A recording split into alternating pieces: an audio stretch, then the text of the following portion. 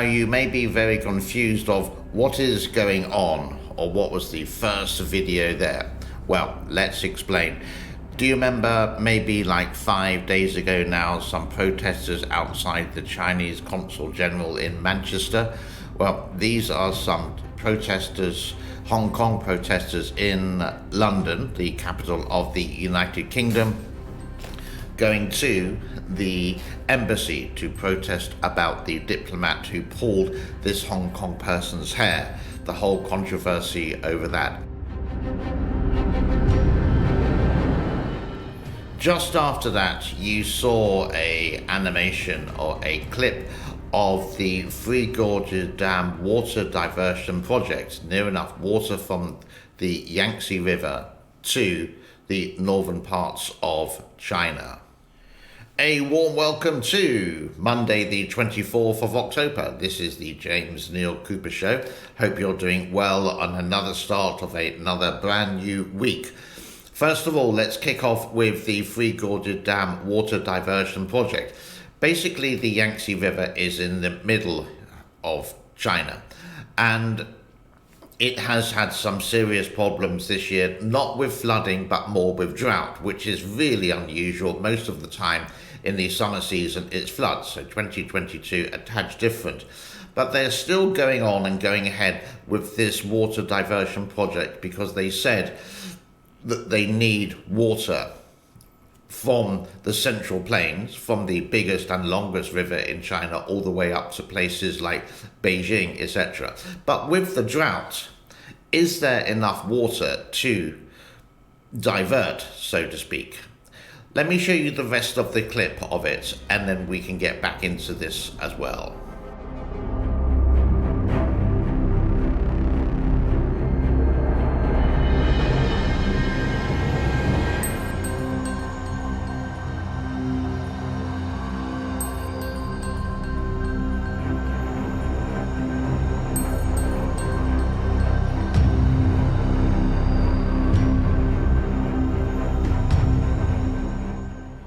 Now, you could say I'm a big fan of Mother Nature, and whatever she throws at us, we should actually obey, near enough.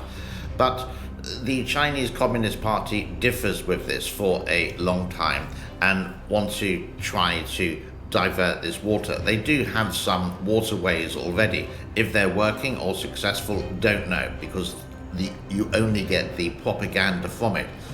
But why are they putting the propaganda with the Three Gorges water diversion project now when the Yangtze has had and possibly is still having some drought problems?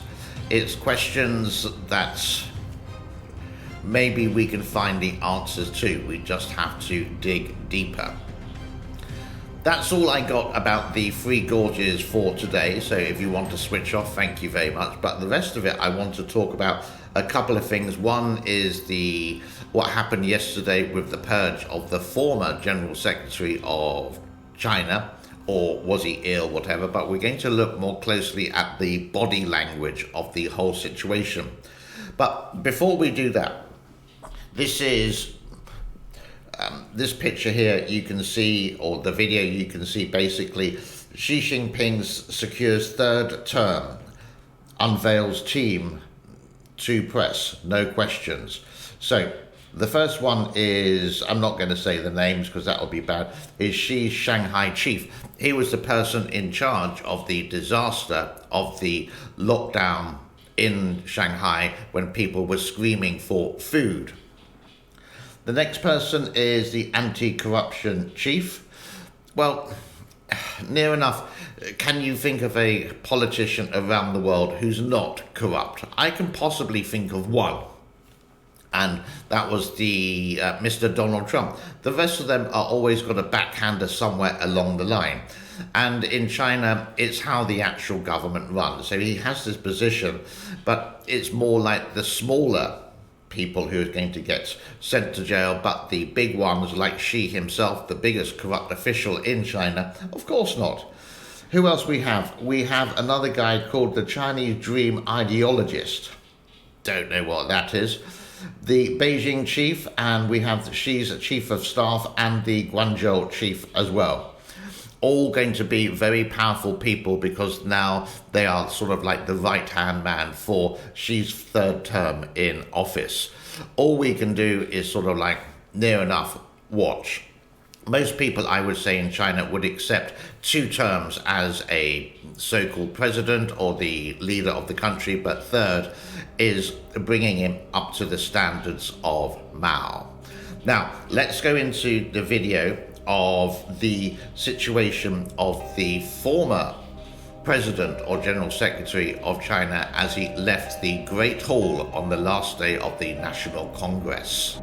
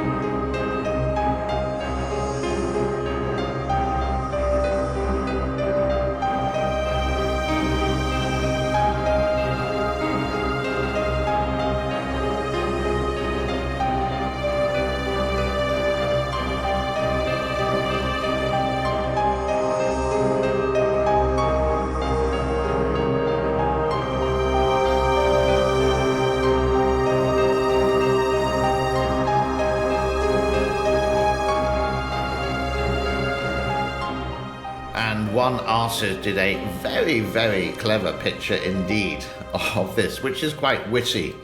A mistake, comrades. This guy should be taken away. Oops, they got the wrong one. And look at all their faces.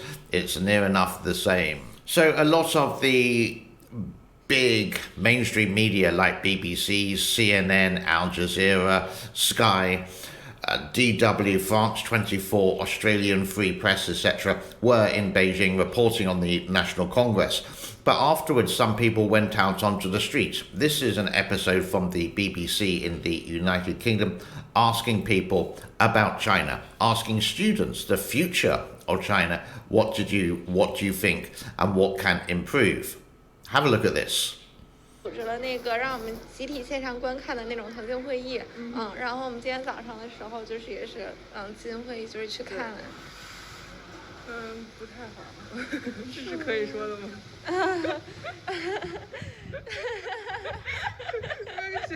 不然就不会考研了。确实是啊，采访人的天才滑铁卢。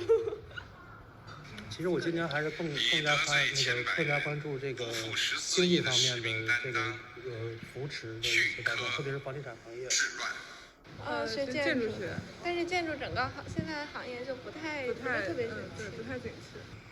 因为近几年的这个疫情的关系，因为现在宏观经济确实是也不是特别给力，一些惠民政策，看现在还没有什么新的一些政策扶持。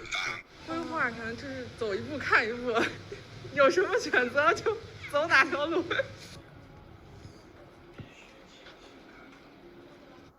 看一下您那工作证，因为我们是要查意识形态的，我们今天也是主要检查，定期检查。我看看您工作证。我们经理今天在观看20大，我们领导今天都在线直播统一集中观看20大。就是有孩子，我们会非常在意说国家现在就鼓励生育政策嘛。那我们想知道孩子生出来了，我们后续会面临很多问题，如何养活他，如何教育他，如何把他培养成国家的栋梁之才，就不说栋梁了，他至少做一个有用的人。那相关的政策支持有没有出台？鼓励生育了，那我们想知道国家是怎么鼓励生育，怎么给我们做父母的支持，尤其是我们。我上回提到了，就是因为我们学校是大专嘛，然后它其实20大对于我们的创业方向其实会很有很大的帮助，它会提供一些机遇吧，对于大专生来说可能会更有自信心，然后发展的方向会更多面一些，更全面一些。有什么关注点？希望国家就是生生太平吧，一切都好。All with sort of nervous smiles on their faces.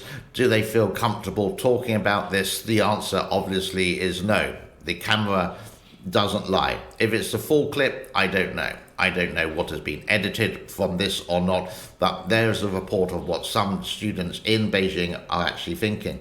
I do have one more episode. COVID tests are still going on regardless of the weather. And I really do mean regardless of the weather. If you don't have your test, well, then you can get into some serious problems like going to a quarantine camp, stroke concentration camp, or being arrested for not doing it. So people have to. It's mandatory.